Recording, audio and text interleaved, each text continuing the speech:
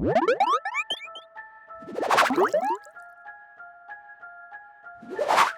are many unsolved mysteries in this world, and the case of the Zodiac Killer is one of these unsolved cases. The Zodiac Killer was a serial murderer who was active in parts of Northern California from 1960 to 1970. He claimed to have murdered at least 37 people, but the police were only able to confirm 5 deaths and 7 assaults. The name Zodiac became the local boogeyman after the killer started sending out cryptic letters and identifying himself as the Zodiac. He wrote over 20 letters to the police and media. 4 of these letters were ciphered letters that included medieval symbols and signs. Only one of these letters were fully deciphered. The Zodiac Killer was mostly interested in young adults and teenagers and attacked his victims in areas that wouldn't be crowded. He never used the same murder weapon twice, and he killed almost all of his victims during the weekends or holidays. After killing his victims, he would contact the police using a public phone booth near the police station and report the murder, introducing himself as the culprit. His first victims were a teenage couple, killed with several gunshots. At that time, Zodiac hadn't begun sending out letters and introducing himself yet, and he had left no clues in the crime scene. The police didn't think much of it, and the locals were still blissfully oblivious to the terror of the Zodiac until a few months later. Zodiac's second victims were also a teenage couple, shot with a different weapon. After one of the victims survived and described the attacker to the police, the Zodiac case slowly began to form.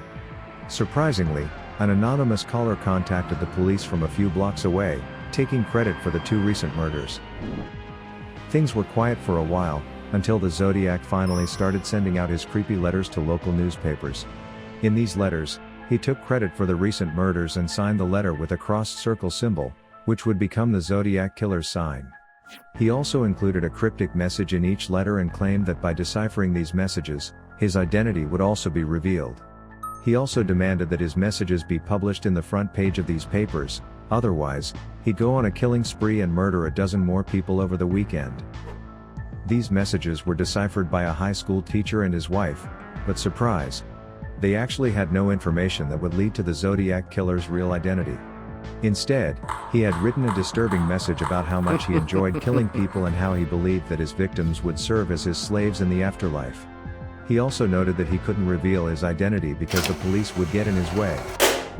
Soon after, the Zodiac Killer attacked another couple, stabbed them to death, and left a crossed circle sign near their car. One of the victims survived the attack and described the killer and the events to the police. A few hours later, an anonymous caller contacted the police from a phone booth near the police station, again, and claimed to have murdered those 2. After this case, the Zodiac Killer would begin to leave more clues behind. 2 weeks after the last murder, 3 youngsters witnessed the murder of Paul Stein, a cab driver, and reported it to the authorities. This case had a lot of clues left behind by the perpetrator.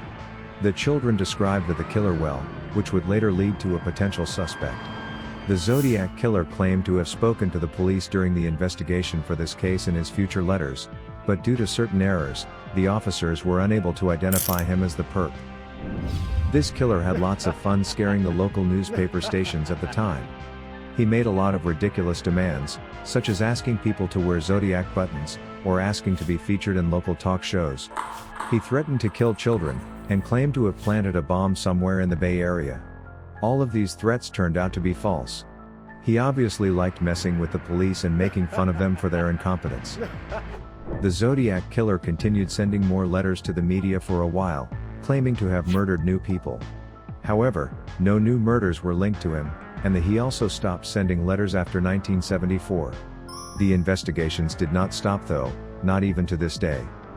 More than 2,500 suspects have been investigated, some more suspicious than the others, but none were ever charged. The true identity of the Zodiac Killer, the man who brutally murdered several people and terrorized the state of California for a whole year, the man who continued mocking the police and the media with various letters he sent throughout the years, remains a mystery even to this day.